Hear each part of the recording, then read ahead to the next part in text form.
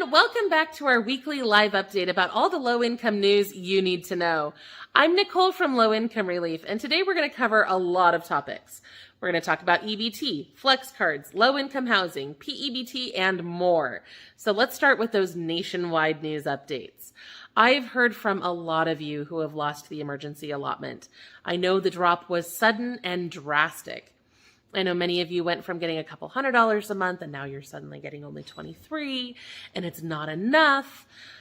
And it sucks. And I wish there was something I could do about that. I hope you know by now that low income relief is not part of the government, so I don't have any sway there. Now that the emergency allotments are over, the amount that you receive is going to be based on your household size and household income. And they do count Social Security and other disability benefits against you. Even SSI counts against you. And it counts differently than earned income, which is really frustrating because a lot of times those disability programs will make it worse than if you earned a similar amount of money from a job. So that being said, if you are elderly or disabled, which is defined by the Social Security Administration as being age 60 or over or meeting their specific disability criteria, which usually relies on Social Security, VA determinations, SSI, disability retirement benefits, that kind of thing. If that applies to you, then you may be able to get more food stamps if you report your out-of-pocket medical expenses. You can report costs related to medical and dental expenses, medications, and more. It is tedious and difficult, and there's paperwork involved, and it's annoying. But reporting those things can decrease your countable income, which can help you get more food money, which I know you desperately need. So I've described all of this in detail in another video, which I will link in the description for you. Please go check it out if that applies to you. In related news, a couple of people have asked why I'm not recommending the senior flex cards because they think those can replace the emergency allotment. And there are a few reasons I do not recommend that. The biggest reason is that they're usually scams. These cards are marketed to seniors who are on Medicare as an incentive to get you to change your Medicare plan. People who have done this usually find that their healthcare benefits are completely stripped down to the bare minimum, which usually makes their situation worse, not better. I will never knowingly recommend something that is going to hurt you. So I cannot and will not recommend those flex cards to anyone. I have other videos explaining that topic in greater detail as well, and I'll throw a link in for that too. Now, there is some good news here, I promise. States are starting to finalize their plans to reimburse stolen SNAP benefits, which is great. It's about time, right?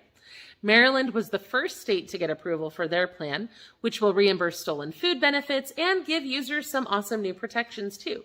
They're going to develop things that will let you lock your card when it isn't being used. They're going to implement a system that will text and email you when your card is used so that you'll be alerted to any fraud right away.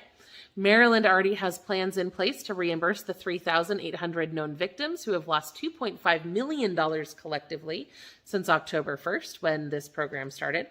If you've had your benefits stolen in any state on or after October 1st, then you need to know that there will eventually be a plan in place to replace those benefits. That's all part of the omnibus bill that we talked about before. Maryland is the only state that I've seen issue a plan that has been approved, but I will keep you updated on that here in our live videos and in our monthly EBT updates as well. So let's talk about some housing news. I did find some interesting context for that situation I told you about in Portland last week, and I may have judged both the situation and the developer too harshly. What I found also explains why we're seeing so many people get priced out of low-income housing lately. And it all comes back to the low-income housing tax credit that was created in 1986.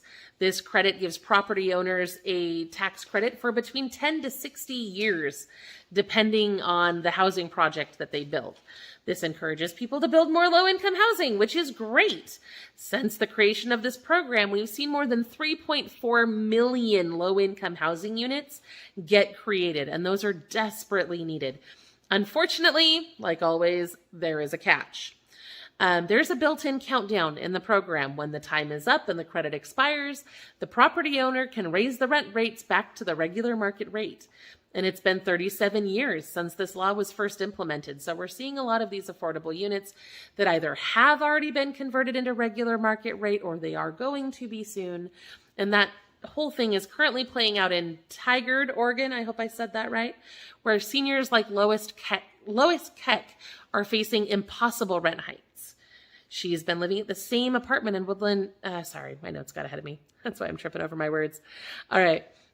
Lois Keck has been living in the same affordable housing unit for 20 years at the Woodspring Apartments. She'd planned to live there forever. Her rent is currently around $1,000 per month, which is great. But at the end of this year, it's going to leap to almost $2,000 a month. That's because the credit's going to expire and her landlord is going to require that full market rate rent. Lois has been asking for help from the city and the county to get them to intervene and protect the 70 low-income housing units at Woodspring. But so far, the only help they're going to get is one $3,000 payment that can either be used to move or cover some of the increased rent if they choose to stay. That sucks. Now, regarding the situation I told you about last week, I assume that the reason that the developer wanted to tear down that existing affordable housing unit to build another one is so that the developer could renew that credit, which would keep those units affordable for at least another 10 years. If the credit on that complex is going to expire soon, it actually makes a little more sense, even though it's still terrible that those families would be displaced. There's no great answers here, and it's awful. In other news, Axios is also reporting a huge increase in auto loan repossessions. People are falling behind on their car payments at an alarming rate, and it's terrifying because that means that a lot of low-income people are losing their vehicles. I'm going to look around and see if I can find resources to help with this, and I will try to report back next week. But I'm going to be honest with you. I've been doing this for more than 10 years, and I have found help with transportation, bus passes, gas vouchers, car repair, free vehicle giveaways. But there just aren't that many places that will help you with a car payment. But if you are affected by this, please know that I am working on it. I've also found a whole bunch of local news. But before we get into all of that, I need to talk to you about the area median income. A lot of programs, especially local ones, use the AMI to determine your eligibility. This is different than the federal poverty level because it compares your income to the average income in your area. This can create some really weird numbers that you normally wouldn't associate with low income or poverty type situations. For example, the AMI in the San Francisco area is well over $100,000 a year for most households. You need to know your AMI but it depends on where you live and how big your household is. So we'll throw a link in the description with more information so you can figure that out. So Arizona has launched a new grant that will help Pima County College welcome low-income first-generation college students from certain high schools in the area. That's pretty awesome. In California, low-income residents of Long Beach may be able to get grants for up to $20,000 to fix or replace their roofs. In order to be eligible, your home must be a single-family home and your primary residence. You must earn less than 50% of the area median income, which in that area is about $60,000 for a family of 4. You will need to contact the city for more information, especially on how to apply for that. In Illinois, an organization called Solidarity Gardens in Urbana is offering 8 free garden plots to low-income or immigrant families in Meadowbrook Park. You can apply online or by emailing info@solidarity-gardens-cu.org. In New Mexico, lawmakers are considering a proposal that would provide up to $1,200 toward the purchase of an e-bike. The credit would be paid to the seller when you go to purchase the bike, and the seller would have to give you a helmet and safety guidelines with the sale. This is still just a proposal, so it's not guaranteed, but it is something I will be watching, and I'll update you if that becomes official. North Carolina received approval for P-EBT last week for the 2022-2023 school year, which is great news. Lawmakers in North Carolina have also agreed to expand Medicaid, which should help ensure hundreds of thousands of low-income adults who currently aren't eligible. The deal has not been finalized yet, but it is expected to be handled later this month, and if it is finalized, the change will take effect next January, so that's something to look forward to.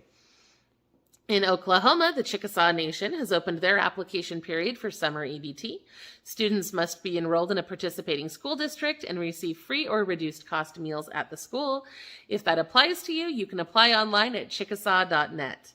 In Oregon, lawmakers have proposed a bill that would provide $1,000 per month to people who are homeless, at risk of homelessness, severely rent burdened, or earning $60% or less of the area median income.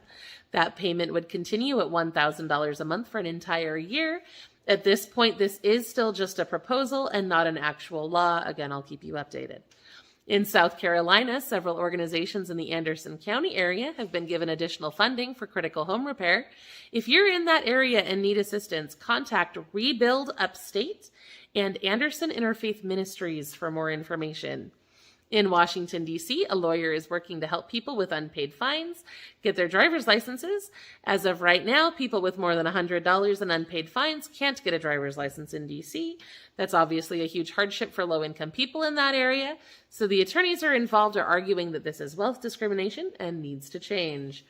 In Wisconsin, the city of Madison has introduced a program called MadCap. I love that, MadCap, that will offer a monthly discount on municipal service bills for low-income residents. The credit can offset water, sewer, resource recovery, landfill, and urban forestry services. The credit is $20 for people earning between 30 and 50% of the area median income, or $30 for people earning 30% of the AMI or less.